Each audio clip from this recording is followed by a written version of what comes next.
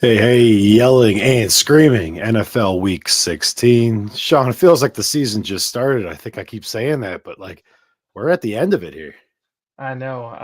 As sad as it is, I'm gonna miss it. I'm gonna miss waking up every Sunday and going, "Oh yeah, I know what I'm doing today." Well, we do have spring ball, a little UFL action. We do, and it'll be interesting to see how this season shapes out for the UFL. Last season was their inaugural season, if I'm not mistaken, after the merger of the XFL and the USFL and all of the dancing around, trying to make things work. So hopefully they made some progress this year after last year, and we get to see some more exciting football in the year 2025. Well, we still have exciting football left in the year 2024. Week That we 16 do. That we do. is a big one.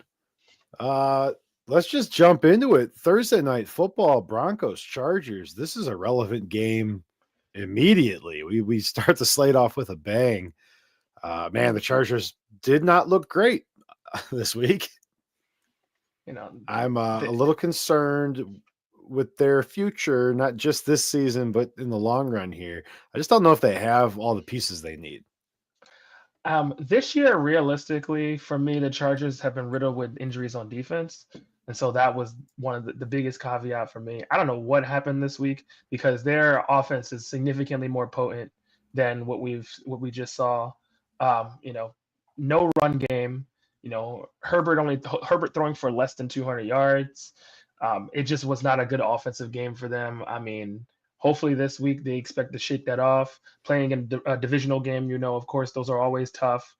Playing against a team who is right now their biggest threat to not making the playoffs, because if the Broncos end up beating out the Chargers, they're going to take that playoff spot behind the Chiefs, and there's really nowhere for them to go. So they gotta get it together. They really do. This Broncos team is a strong team right now. Bo Nix is willing them to do, to get these wins, and this will be the last test. This realistically is the test to see who is that number two team in the AFC West. Yeah, Broncos win and in. So Mhm. that's on the table. Bo Nix can really really take the leap his first year here. If you had told me he'd be one of the top rookies, all of my jokes aside, I would probably not have believed you.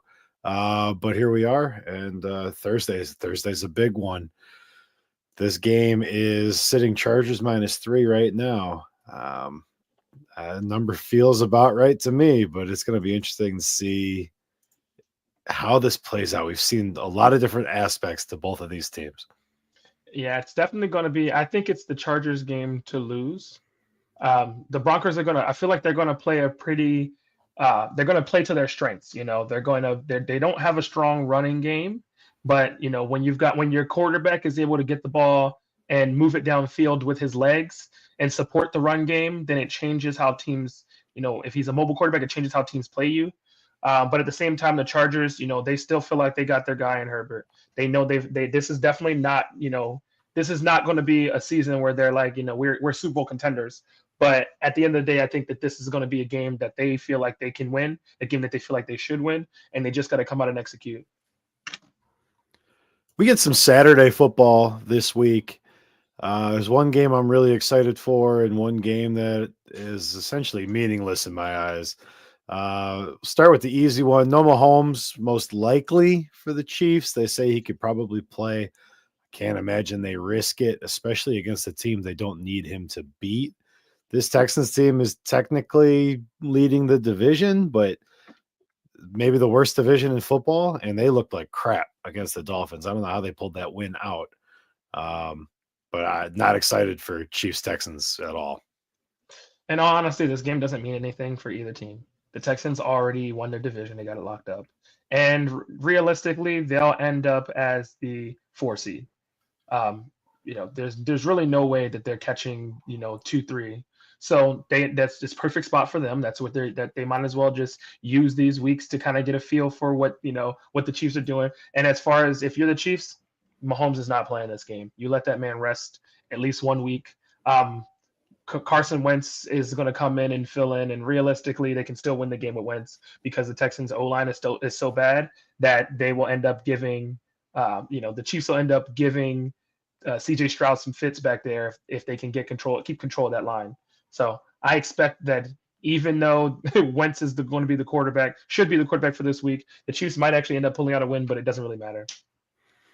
Yeah, Chiefs need one win in the last 3 games here to clinch the 1 seed and home field through the playoffs. But there is a much more interesting game being played on Saturday, and that is Steelers-Ravens in a division where I don't believe anyone has a playoff spot locked yet. Steelers have a playoff spot locked. They clinch a spot already? Steelers clinch a playoff spot with 10 wins, yeah. They clinch a division if they beat the Ravens. This should be an interesting game. Obviously, the Ravens looked dominant against the Giants team, which we kind of expected them to. Steelers coming off a pretty bad loss to the Eagles, where they really looked incomplete. What do you have here on this one, Sean? I've never really felt confident in that Steelers offense, and losing Pickens was just going to be that nail in the coffin for me. I really don't see how you can now at this point. Now you're just stacking the box because you don't really have to worry about anybody beating you deep. And the Ravens, on the other hand, still have one of the most potent offenses in the NFL. And looking at the stats, if you just put blindly Josh Allen versus Lamar Jackson stats, either guy is your MVP this season, which is crazy to me considering how many losses the Ravens have had. But realistically, I mean, Lamar Jackson on any given day can get you for 2, 3, 4, 5 touchdowns in the air. He can get you on the ground, and they still have, one of the best running backs in the NFL. So I expect that if this game is going to be anything, it should be a tight game, but realistically, the Ravens playing against a Steelers team without their number one receiver, a team that doesn't seem like their offense is really going to be as potent, I feel like this could be a game that gets away from them. Yeah, Baltimore is 6-point favorite, and they will clinch a playoff spot with a win. Moving into Sunday's games, a game that is actually relevant despite everyone not wanting it to be. Giants-Falcons. The Falcons looked awful, like really bad against the Raiders. I guess you could say their defense looked okay. There's not many better get-right spots than the Giants. I think that this will probably be an easy win, but they really need to get on track and stay on track because they are no longer in the driver's seat. They're behind the Bucs for the division. In all honesty, any team playing against the Raiders who are not a strong team sounds like their defense looked okay. Their defense looked like it was beating a 2-11 team. That's what it looked like. And you're supposed to look like that. Playing against two sub 500, I want to say sub 500, two of the worst teams in the NFL as far as offenses go. Your defense should look good. And having the Raiders and the Giants back-to-back is a gift from God for the Falcons team because going into the playoffs, coming into a potential playoffs position and having 2 weaker teams to kind of boost your confidence going into those last couple games against divisional teams. That's really, this should be their game to win. Their offense still not looking like what it needs to look like. They've got weapons on this offense. They're just not being used. And does Kirk Cousins retire after this season? Does he go somewhere else? What's happening? Because realistically, I think that Michael Penix might as well just get the move up.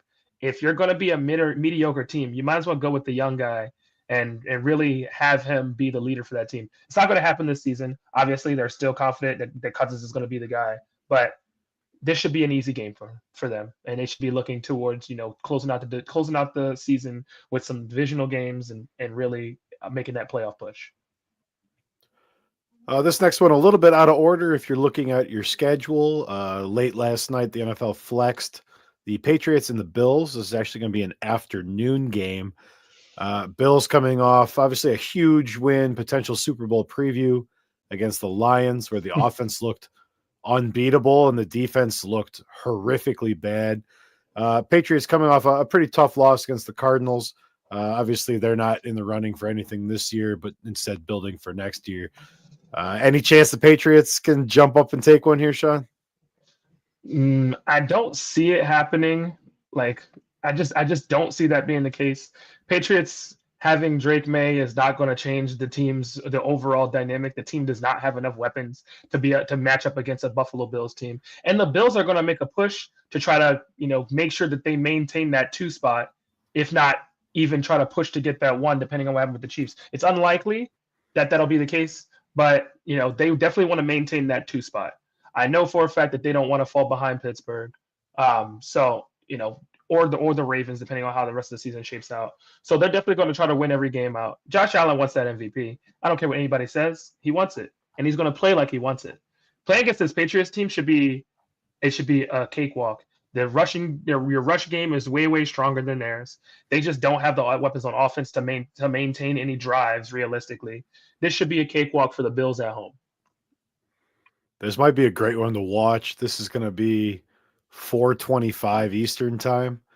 Did you see the shots during the Bills-Lions game? They kept showing shots of Buffalo and the horrific snowstorm that was going on in Buffalo at the same time. This one could be upstate New York in December. This might be interesting. Honestly, snow games make football being one of the only sports in professional sports where weather is not just a factor, but it heavily influences how the game is played. We talked about it a couple of weeks ago about snow games.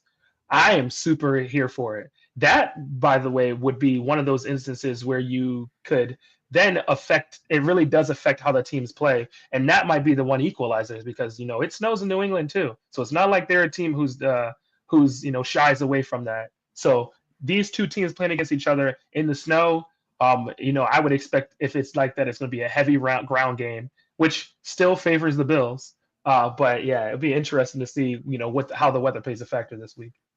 Yeah, anytime I think Patriots in the snow, I think Tuck rule. You're just going to bring that up? You're just going to Sure. throw it in my face?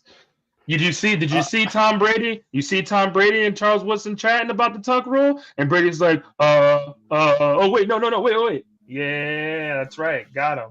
Hey, you need to have written rules. Too late, too little, too late, but got him. Cardinals, Panthers. Man, the Panthers let me down here. They had a chance to beat a really, really bad NFL team at home, and they shit the bed. They lost to the Cowboys by 16, and honestly, Sean, it was not that close. They scored a late touchdown that made this closer than it should have been. Oh, yeah. They looked awful. Bryce Young looked like real Bryce Young, not rejuvenated Bryce Young that we've been getting the last couple weeks here. Hubbard had 32 rushing yards. Like, it was bad. It was a bad game. And now you get a Cardinals team that is probably also bad now that Call of Duty is out, but has more weapons, has a better defense, and really has been on the short end of the stick on a couple games here. I think the Cardinals might beat the crap out of the Panthers. I mean, the Cardinals have all the opportunities to win some of these games, and I think this is one of those games that they do pull out. But I don't see it being that big of a game. I don't see it being a huge disparity. I think the Panthers might show a little bit of skin here. I think they're going to look and say, you know what, we got a chance in this game. By the way, Panthers playing against the Cowboys doesn't mean anything for either team, right? Cowboys not making the playoffs. We all know that. So Panthers playing against the Cowboys is like, okay, whatever. Now, Panthers playing spoiler, making sure that the Cardinals can't make that divisional run. That there is something that's interesting. I think that might be that motivator. Realistically, for the Panthers, every game this season, after week 5 has been, who can we upset? who can we spoil the season for? So I like the Panthers. I like the Panthers at home in this game. To play a very much tighter game, but I'd love to see the Cardinals pull it out. They've had all the opportunities in some of these games to close out, and they just haven't been able to. They've got a strong run game. Connors does a good job getting the ball down the field, and when if Kyler can hit his receivers, if he can hit his tight end, and make this game make the Panthers play from behind, make them play on their heels, then they should get a win here. Cardinals pretty much done with one more loss. I think there's some math gymnastics you can do to get them in, but if you lose this one, it's pretty much over. Sean, I saw a really interesting stat today, and I don't have it in front of me, so I'm going to paraphrase it instead of quoting it directly. The Bears and Caleb Williams have more lost yardage for sacks than Caleb Williams has rushing yards. And they're both over 400. I believe it was 408 to 402, meaning that all the good things he's done with his feet, he's offset with sacks. Now, I understand that's not all his fault, and I understand he's not a pure pocket passer. But in a Bears season that has really been a disappointment for the Bears, their fans, the pundits, having your quasi dual threat quarterback completely neutralized is very Bears. It's very Bears. And this is a Lions team that just lost a game they probably should not have lost. They are down a playmaker. The Lions, I think, are going to come to town and beat the ever-living crap out of the Bears. Vegas has it Lions -2, which is crazy. On the road, which just it feels insane to me. But if this Lions team comes out and plays mad, I don't think there's anything the Bears can do to slow them down because the defense hasn't looked as good as of late. Don't get me wrong. David Montgomery is a very, very, very key part of the offense, but they have to remember that they're running a dual back system, right? Did they just forget that they're running a dual back system? And by the way, their number 3 running back, not too freaking shabby either. So realistically, this should be a no-brainer. I expect the Lions are going to come through and punch the Bears in the face. One thing that I will say about the stat that you just pulled up with Caleb Williams is that is a testament to a rookie quarterback, right? A rookie quarterback trying to get his footing, trying to feel his way around. On top of that, realistically, that receiver core that we talked about is not nearly as good as I thought they would be. It's been very disappointing to see overall, like how well I would expect the three main guys there to perform. DJ Moore has been your number 1 guy realistically all season, but it's crazy to think that the Lions would only win this game by 2. Losing David Montgomery matters, but you're acting like Gibbs is not a good running back. Like he couldn't have been a number 1 running back on the team by himself. And then to take that and add to it the fact that they still have a significantly more potent defense and that they're coming off an angry loss where they still, by the way, put up 40 points. So take that and play that against the Bears. Bears are not putting up 40 points. Bears would be lucky if they put up 25 points offensively. So I am not confident at all in this Vegas line. If you're taking the Lions -2, please, by all means, this seems like this seems like an easy one to me. I'm definitely taking Lions -2 on this one. Yeah, I'll pop the money line and probably pop the over and expect the Lions to get there on their own. Yep, pretty much. Do we have to talk about this one? This division sucks. These are the two somehow. I think the Jags are better than both these teams without Sunshine. I think McCorkle is better than the Titans and the Colts, and I'm done with this division. The Titans and the Colts are not the same team. I just want to be very clear about that. Do not look at the Titans in the same way that you look at the Colts. The Titans have a significantly the Titans are a worse team than the Colts. I take the opposite way. Do not look at the Titans in the same light that you look at the Colts. There are so many issues the Titans have that they need a complete overhaul on, and there are some positions that the Colts have that they need a little more. Some guys need a little more coaching up. They've had a lot of turmoil at quarterback this season, going back and forth between Richardson and Flacco, and realistically, it was never going to be the Colts season with the injuries to Jonathan Taylor as well. The fact that there's a potential for them to close out this season close to 500 is much more than I was expecting from them, given the injuries that I saw going on. The Titans are just trash.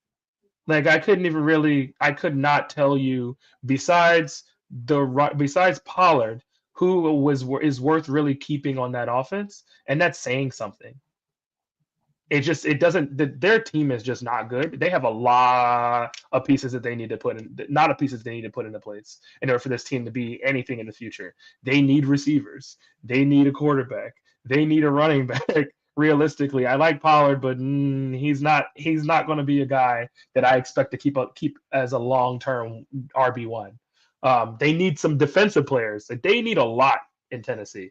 The Colts are a mid-tier team, I would say, and they've had some tough breaks. I think the turmoil's definitely been an issue for them, but this should be a win for the Colts.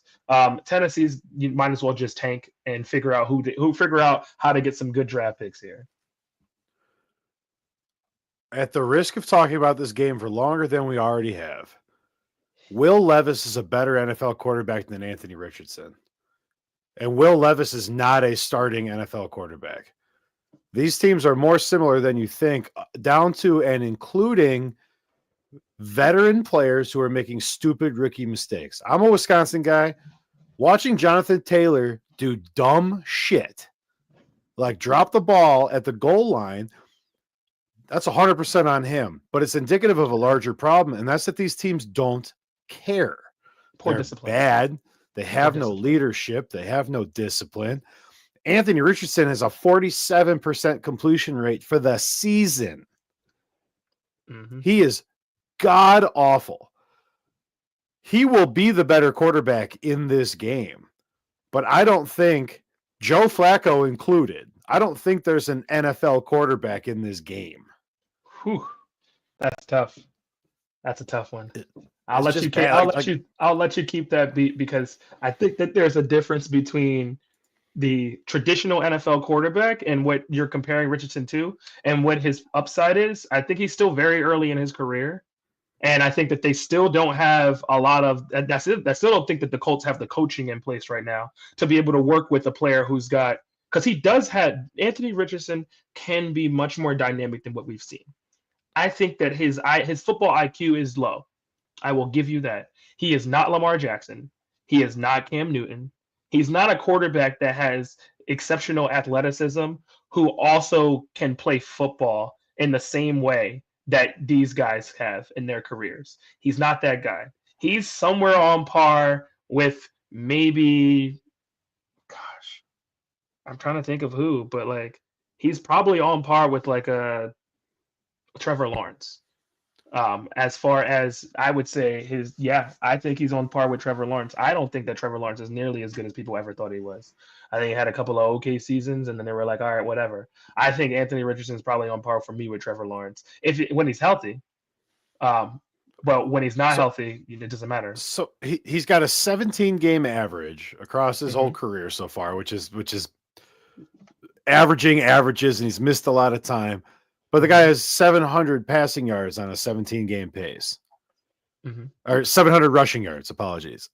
Like he's not it. 700 rushing yards in 17 games. That's one season.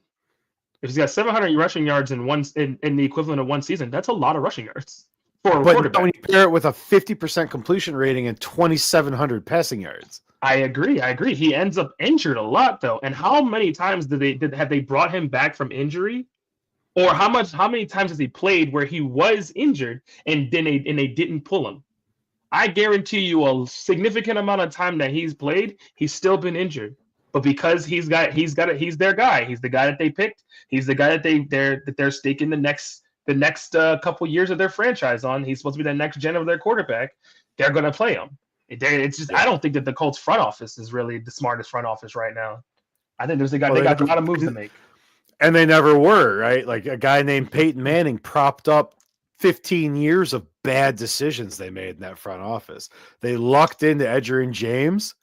I mean, like this front office, it was so bad that they have turned it over twice. Like that, it's a small market team who has been perennially successful with these quarterbacks they've taken.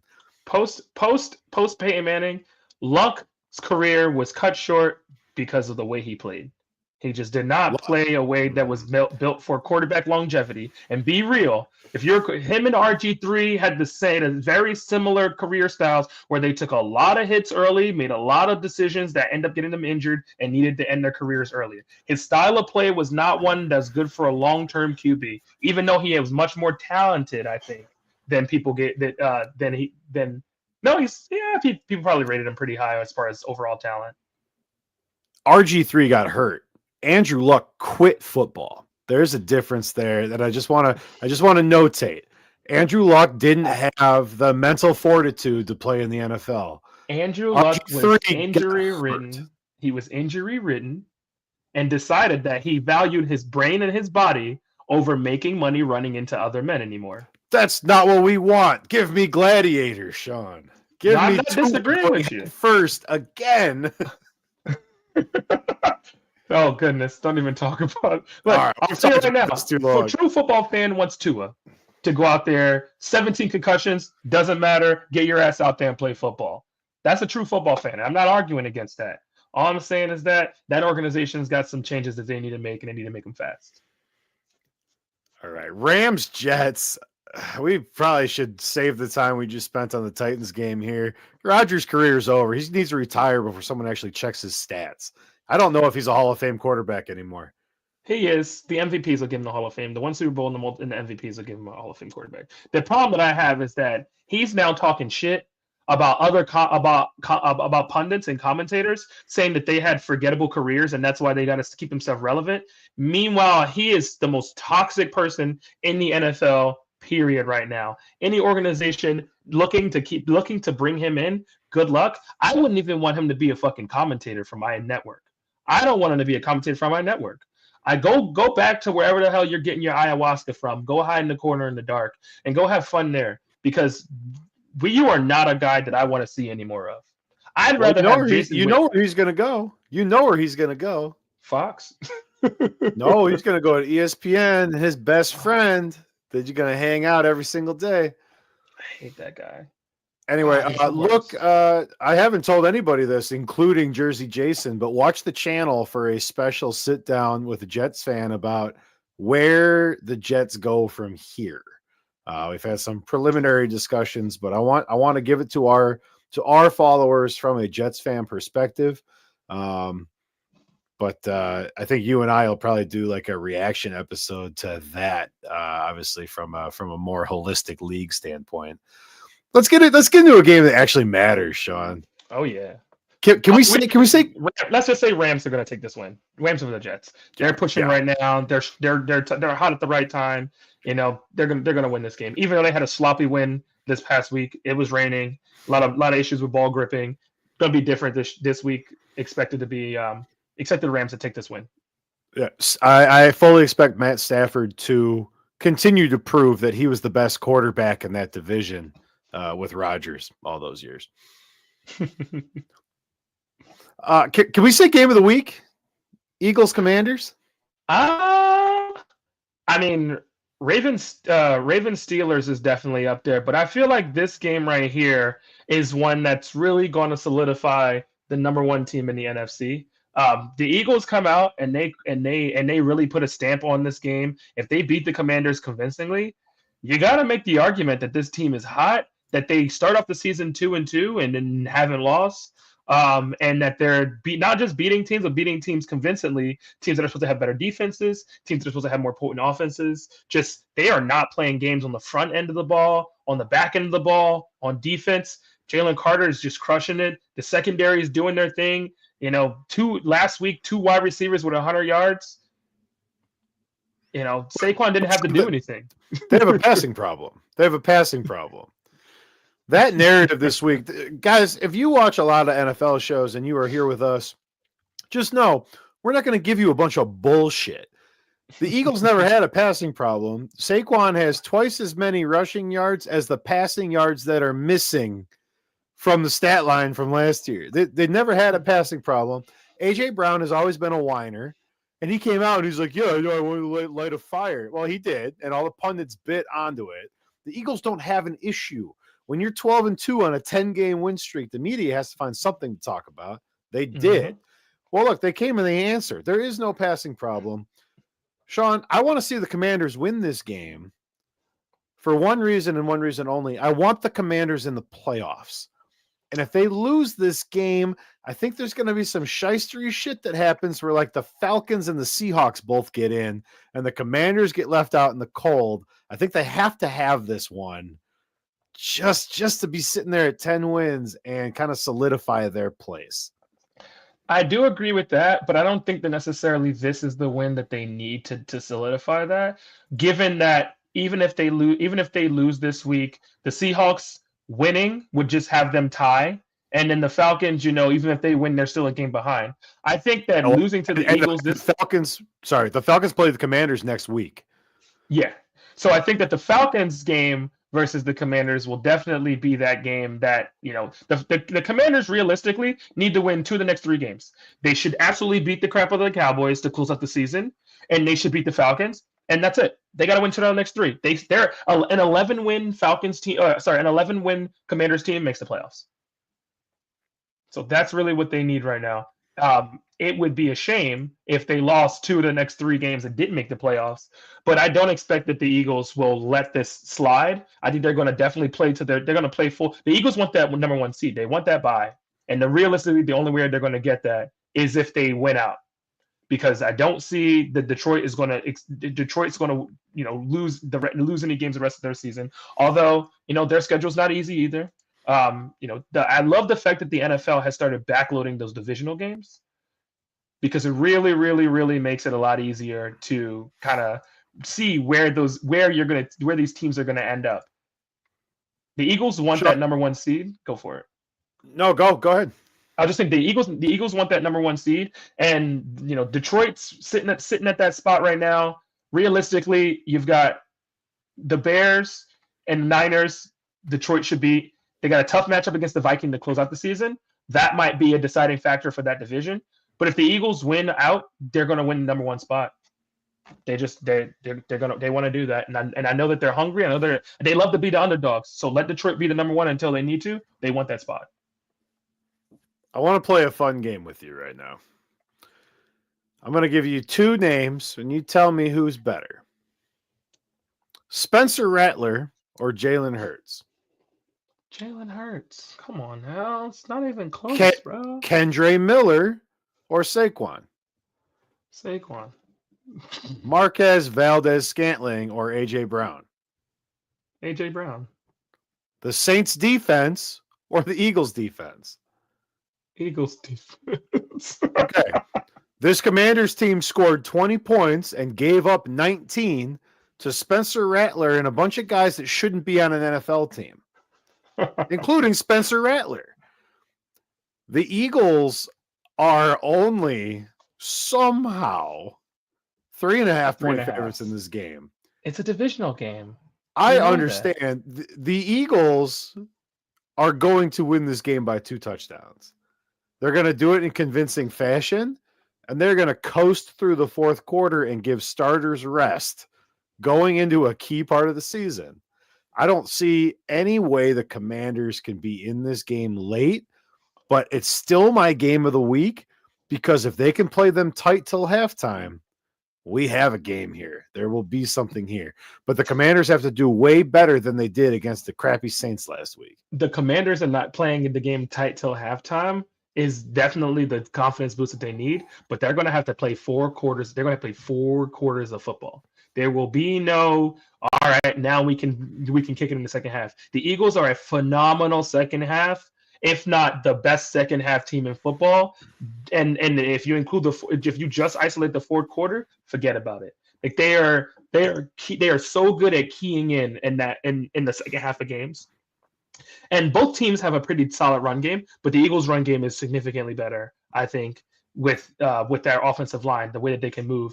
And the tush push, I mean, good luck stopping them on any 1 down play. It's set up. I got 2 fun stats for you. Mm-hmm. The first one, I believe we've talked about on our show before, but the trend continues. Saquon has been tackled at the 1-yard line 11 times. Mm-hmm. He has 0 touchdowns following that. You damn right. Jalen has 10. If he gets one more, he will be the NFL all-time leader single season in 1-yard touchdown runs. Oh, he's getting it. There's 3 more games. He's definitely getting it.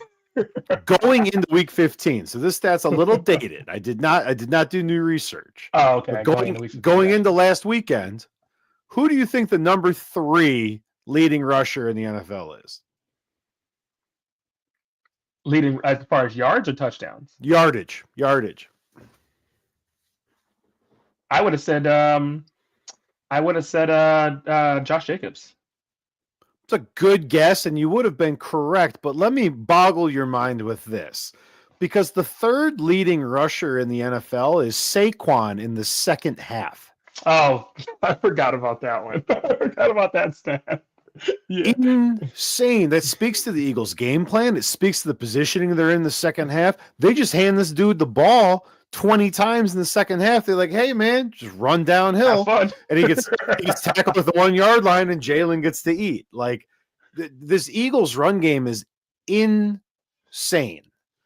And it started last year with that running back by committee. People slept on that. They thought it wasn't going to get any better. And then they picked up, I don't know, one of the more dynamic running backs in the NFL who just happened to be on a poor team. And running with a chip on his shoulder, basically from an organization that told him that he wasn't worth any money because their $40 million quarterback wasn't going to be handed off to him. Well, guess what? Pretty sure that's the exact opposite now. I would have taken Saquon over Daniel Jones any fucking day of the week. I'll take Saquon with one leg over Daniel Jones. Kendry Miller for the Saints had 9 carries for 46 yards against the Commanders after Kamara got hurt. If you give Saquon 9 carries in the second half, right? He's running downhill. How many yards does Saquon have in the second half? 65, 70, 75. It's gonna be crazy. And the big thing is gonna be because their defense is gonna be on the field for so long. The Saints defense is gonna be, the Commanders, the Saints defense, I'm sure, was on the field for an extended period of time. They're going to keep doing that. The Commanders defense will end up on the field for a long time, but the Eagles will wear them down with drives. They will wear them down. This is an away game, and it's a divisional game. So that they take that into account. The Commanders are a good team. I will say that, but I just don't see it.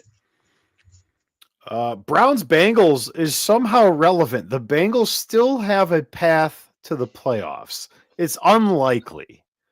I love the Bengals path, though. Unlikely. I love the path. Realistically, they have to win out. They need a couple other teams to lose. The Bengals and the Dolphins still have a path to the playoffs.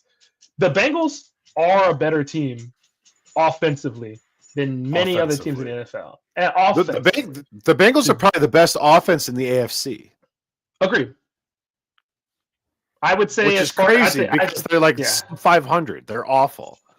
Yeah, but they put up a hell of a lot of points. They just happen to give up a lot more. Who plays this game at quarterback for the Browns? I mean, let Jameis cook. Let him play. They pulled him. Yeah, Thompson Robinson looked as bad as I still don't understand why he's in the NFL, but. I mean, at some point, if you're the Browns, you're not going to give Winston the starting job next year, even if Watson's done, right? Mm-hmm. You're just not. So, like, you need to see if it's DTR who's under contract for another 2 years. I don't think it's him either. So if we assume that all 3 of those guys are not the quarterback, are you playing Winston or are you playing DTR? I'm playing Winston. I'm playing Winston for the fan base.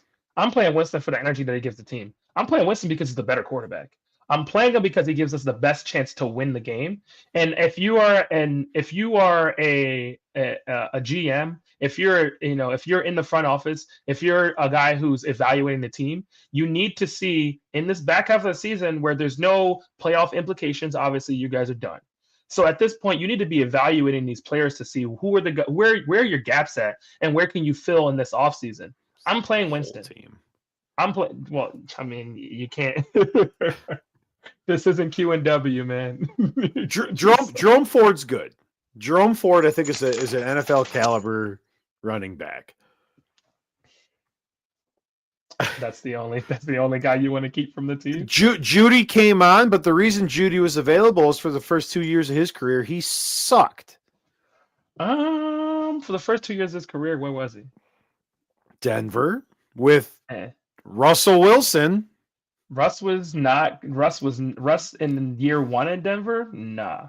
Russ year 2 in Denver, better, but still, there's a reason why he ended up going somewhere else. They felt like they needed to move on. Judy ended up moving on, and I think he has the capabilities to be a good RB, to be a good wide receiver too. He's a solid wide receiver too. I'm putting him. I would say he probably has a similar talent level to Thielen. Talent level. I didn't say football IQ. I think Thielen's a much smarter receiver, but I think talent-wise, I think he does. He's probably got a little more speed. But yeah, no, I definitely think that they have some pieces on the Browns that could get them to the next level. They need to evaluate, see what they got, and see where to fill. I know what they have. They have 4 NFL caliber tight ends on the Browns. And they don't have any wide receivers. It's crazy to me. It's absolutely crazy to me. The Bengals should win this game going away. But what would be more like Bengals Browns than the Browns winning this game and just putting the final nail in the coffin for Burrow? Like he scores 41 points and the Browns they score 45 or something stupid. Yeah, Winston takes them down at the end of the game and I don't know, it gets bobbled and somebody that you've never heard of comes down with it. They're running like a 5 tight end set. Nah, what's going to end up happening is that they're going to get a blocked field goal that's going to get fumbled and recovered by the Browns. Somehow it's going to end up being a touchdown. That'll be the end of the game. It'll be a 41-45 game where the Bengals even better. Extra point gets blocked, runs it back. Bengals lose 41-42. Can you imagine? I could, because this season has been crazy when it comes to the amount of kicks that have been blocked or missed or whatever the case is. It's been nuts. So I would love to see that. And Jameis comes out and gives the most confusing but amazing speech afterwards. Interview. He's just so thankful. He said, I saw Jesus today. A broken clock is right twice a day. And so we wanted to make sure that we came out here and played 4 quarters of football, 4 quarters, 10 dimes, 20 nickels. What are you talking about? Is this something? He's fantastic. He's a gift. I love him. He is what CTE is supposed to be. He's what CTE is supposed to be, right? Oh, I had a dark joke in my dude. I've been doing enough live streams. I just checked it. No, it was a Junior Seau joke. People don't like those. Oh, all right. Let's move on to a game that actually matters. Sean, if I had told you after the Vikings drafted maybe the worst quarterback that Michigan's had in the last 10 years, that they would be tied for first in their division with a chance to knock another playoff team out and take sole possession of the NFC North at 13-2. Would you have believed that JJ McCarthy did all that? I think that this is one of those instances where we forget that some people get sacrificed. And I think that JJ McCarthy was simply sacrificed so that Sam Darnold could revive. Also, I will say one thing. Minnesota is where quarterbacks go to revive their careers. If you guys remember a couple years back when they had the 3 quarterback situation where we didn't know what was going on there, when they had Case Keenum, when they had Kirk Cousins, and then they had someone else back. I forgot who the third guy was. And I think Minnesota is the place where quarterbacks go to revive themselves. I would have never guessed that Minnesota would have been this good, but I do recall that a couple years ago, they were one of those teams where their defense was outperforming their offense, and it kept them in the season. It kept them in games. And I think last year they definitely had some injuries in the secondary on that defense. This year they're healthy again, and they're really showing it. And I mean, hey, Jay Jett is still doing his thing. They've got a strong run game right now. Darnold, I'm not giving Darnold MVP right now. There's a few guys that I got ahead of him, but the man is playing football and he's playing clean. The man is playing football and he's playing clean. Hey, if you are quarterback of the team who has the number one record in football, or at least the number one record in your conference, and I you're not take it making back. mistakes, I just pulled up his stats. I take it back. I hmm apologize for making that face. yeah, I, he's Darnold's stats having a look year. way better than you realize. I Um, will say, for people who've been with us from the beginning, Justin Jefferson still has not thrown a pass, and our JJ passing bet is still technically open.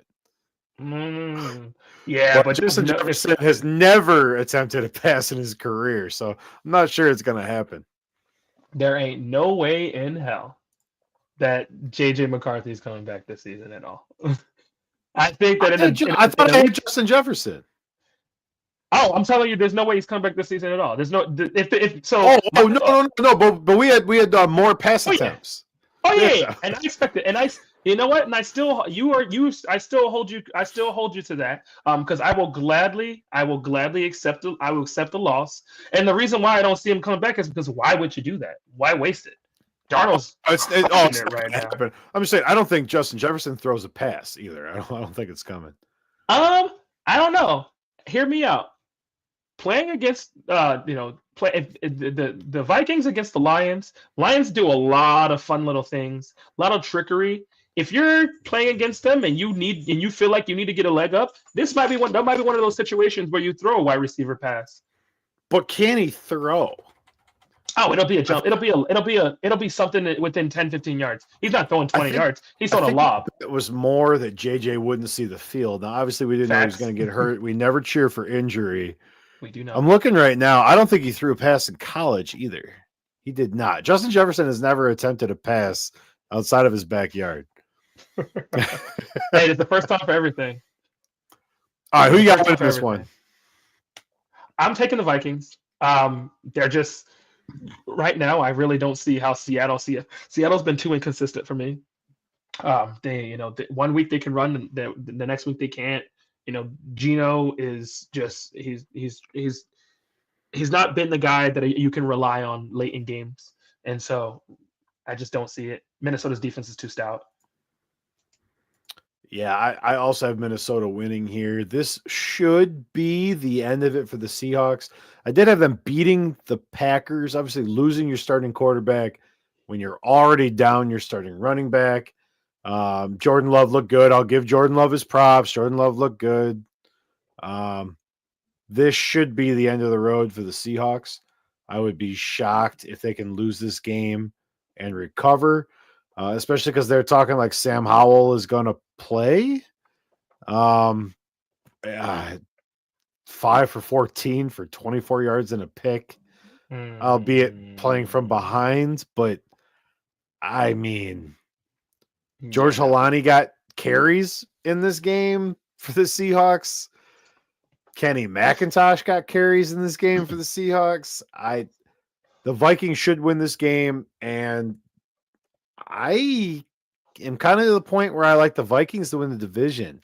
I think the Lions are still the better team, but just the kind of trajectory they're on, the path that they're on, if you give the Vikings this win against the Seahawks and the Lions have to figure out a new game plan without Montgomery, I don't think they lose to the Bears, but if they don't confidently move forward in what their game plan looks like without Montgomery against the Bears, I'm worried about that game plan for the Vikings.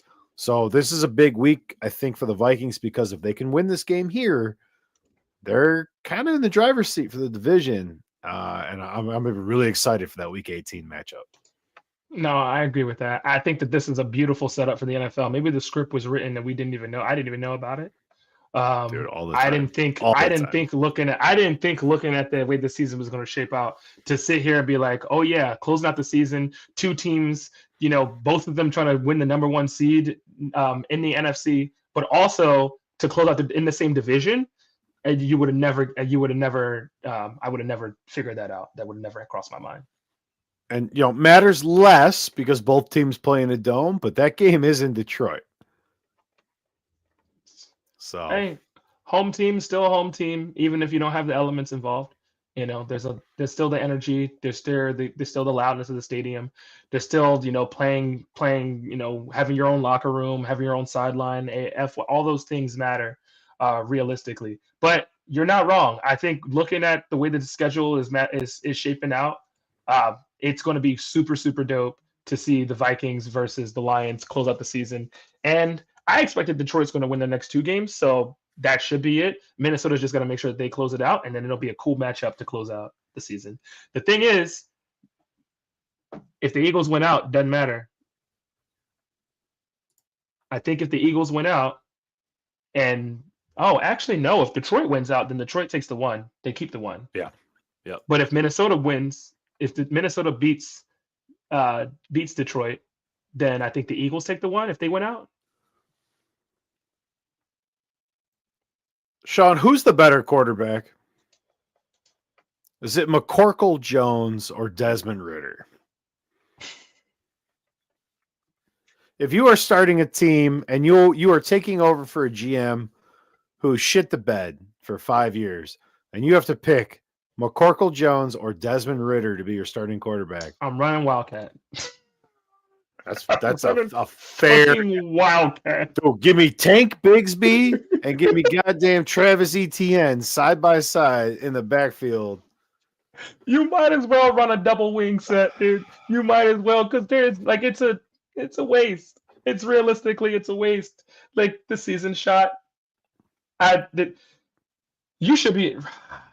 All right. I'm gonna give you 45 seconds to talk about your Raiders, and we're gonna move on past this game. I'm excited for the draft. God damn it! All right, well now you can talk about your double wing set for 35 seconds because you've got time left over. I would much rather have those two running backs than either one of the quarterbacks you just named. Give me Desmond Ridder handing off to either one of them in a triple option. Done. Desmond Ridder handing off to either one of them in a triple option. Done. Niners Dolphins. If Purdy doesn't play this game, which he should, but if Purdy doesn't play this game, are you interested in this at all? I'm still interested only because I want to see if the Dolphins can do it. The same way that people have that energy for the Bengals. I've seen a few Bengals fans get super excited about the chance for them to make the playoffs. Dolphins are in the same seat. As a matter of fact, they're a spot ahead of the Bengals. They own the tiebreaker. So I think it'd be cool to just kind of play that. Can they make it in? Let's see who else wins or loses. Realistically, a bunch of other people have to lose in order for that to happen, but there's a possibility. I mean, the only thing they have going for them is the AFC West all have to play each other still. So it's not as crazy as you would think on the surface. Who wins this game? It should be the Dolphins regardless. They're playing at home. The Niners are still chaotic. And I don't see that. I just don't see it. I think Garendo got hurt in that game as well.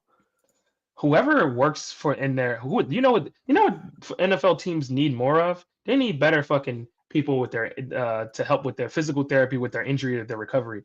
Like, who the hell are working with these teams that every week somebody's injured, and not only they injured with like long-term injuries? I ask you, have you been to Levi Stadium? Because I have not. Is it a shithole? It's horrendous. It makes Candlestick look like the good old days. That's saying something. Levi versus Soldier.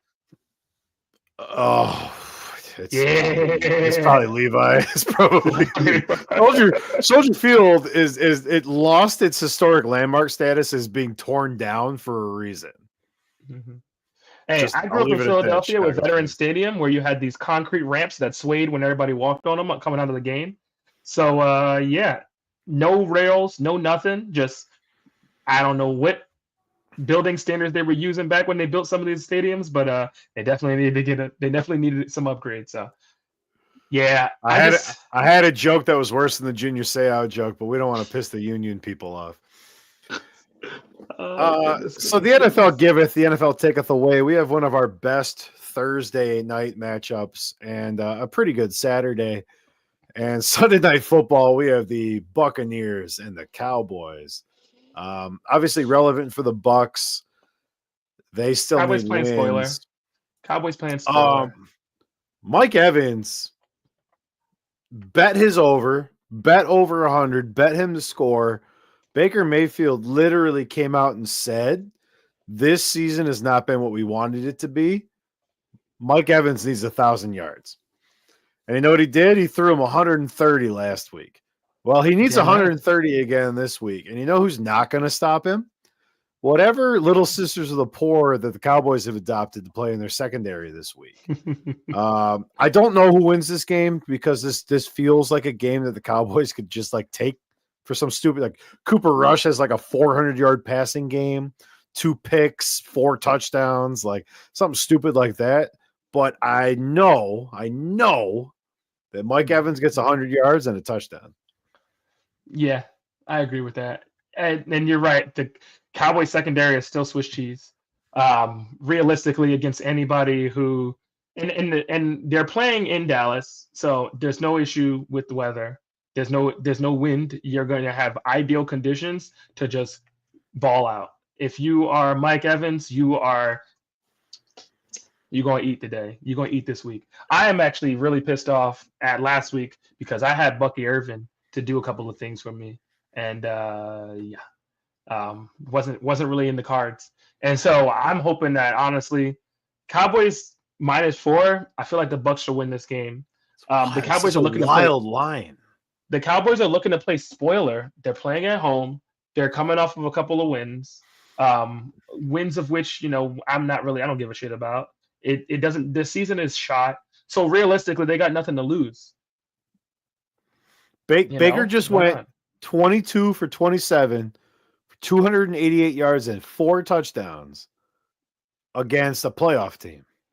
Mm-hmm. He's going to shred the Cowboys.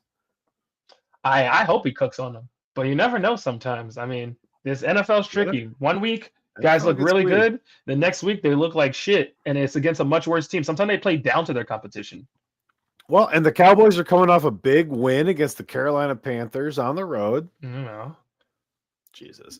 All right, Monday Night Football is another game we don't really have to care about, but I did want to give the Saints their flowers because you can say what you want about the organization and the players they've put on the field, their quarterback situation.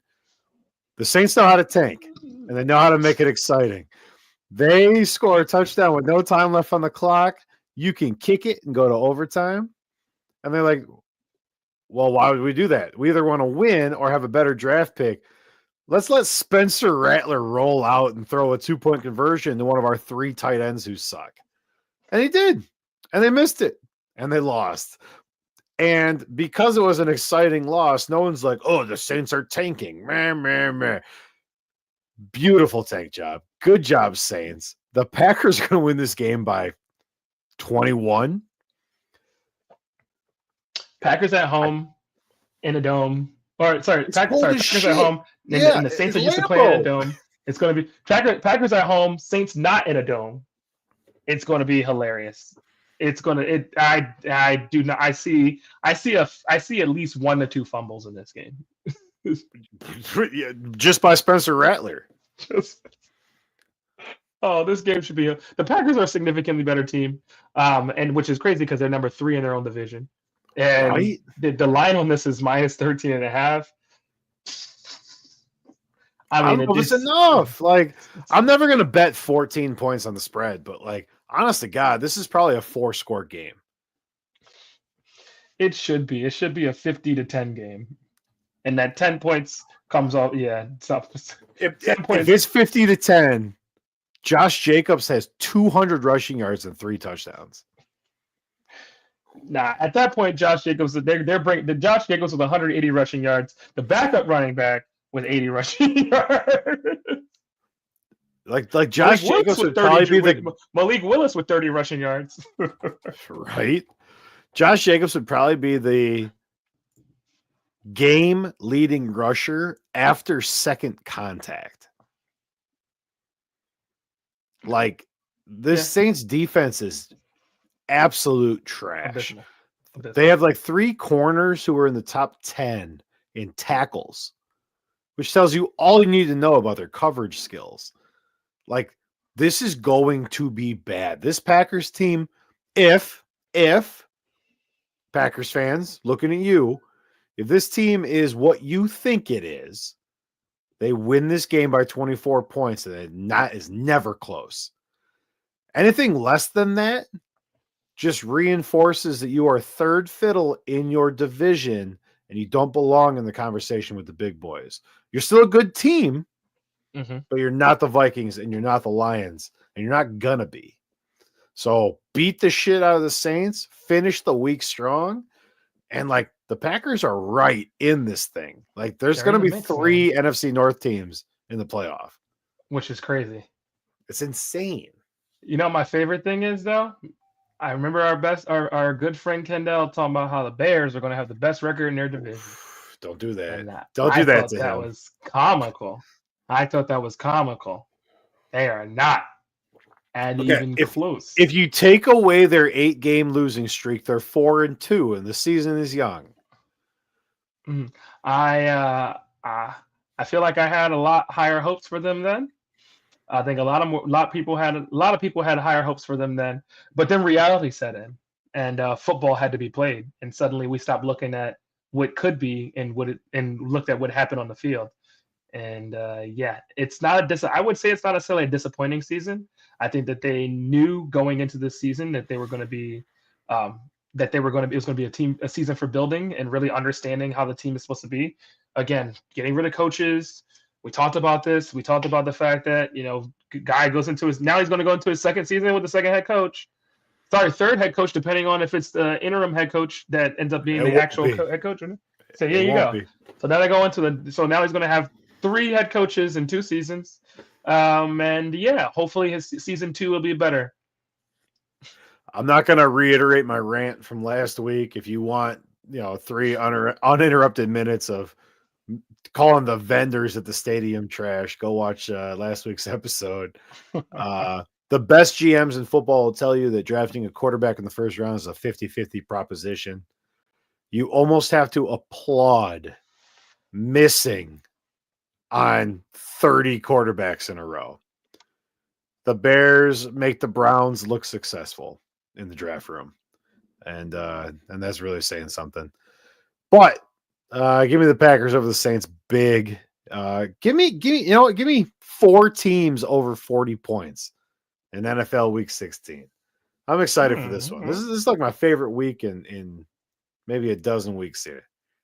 I mean, Bills Patriots should be over 40. I'm thinking Bills, Packers, Lions, and give me like a weird result, right? Give me like the Eagles or the Broncos. Oh, Bengals. Or like the Dolphins. Oh yeah, the Bengals could get done too. or the Rams. The Rams just put up 44 against against a team with a good offense. Imagine a team with a terrible offense. And in a super mid defense. Give me 4 teams over 40. That's my crazy pick this week. I see that. Funny enough, you might end up with one game with the Browns and Bengals both over 40. Yeah. Winston will have 600 passing yards, 3 touchdowns, and 6 interceptions. Sounds like Madden numbers to me. Truly. You got any last minute thoughts on Week 16? The MVP race is still really, really hot. There are some guys that people haven't considered, though. I mean, when we talked earlier, I was looking at Saquon and I was looking at Josh Allen, and I kept talking about how it was a 2-man race. You got to give some respect to the other guys. Realistically, in a loss, and we talk about Josh Allen's loss the other week against the Rams, where he was responsible for 6 touchdowns. But let's be realistic. In that Lions loss, Jared Goff threw for how many yards? Goff had a really, really good game in that week. Goff is number 2 in the league 494 in passing 5 touchdowns right now. Yeah, he's number 2 in the league in passing. In a loss to the Bills, he threw for 494 yards and 5 touchdowns. And he literally did everything he could because his run game was nothing. Right? No Montgomery, Gibbs not doing anything. He said, all right, put the team on my back. That man right there in my conversation. You look at Josh Allen's numbers versus Lamar Jackson's numbers, and you say, okay, the two teams, well, Lamar's got 2 more losses, but the numbers themselves, I mean, Lamar is actually leading or has a slight edge in a few of those stats. So I want to and then don't sleep on Sam Darnold again. We talked about the fact that his team is playing well, and he's a top 10 passing quarterback right now, not making mistakes. So it's really, really more of a tight race than a lot of people are giving credit to. Josh Allen has been that guy who's put up high volume numbers over the past couple years. Still hasn't gotten that edge to the playoffs. So it'll be interesting to see how the rest of how the season closes out. If Detroit comes in and they close out the Vikings, and Allen loses one of these games or doesn't play well in a couple of these games at the end of the season, I might have a different conversation for you in Week 18. One last thing from me as we're talking about MVPs. Interception percentage is the percentage of times intercepted when attempting to pass. Mm-hmm. Anthony Richardson, Will Levis, Jameis Winston, Kirk Cousins.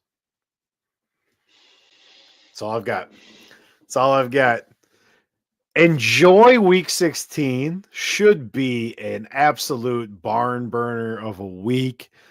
You will have us next week as normal. Christmas week. We're going to get a little weird. We got some Wednesday football.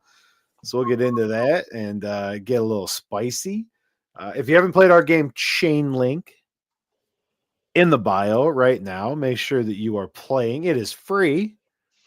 And if you find yourself in the Phoenix Metroplex Valley area, we have Thursday night Pong out in East Mesa at Dos Gringos every single week.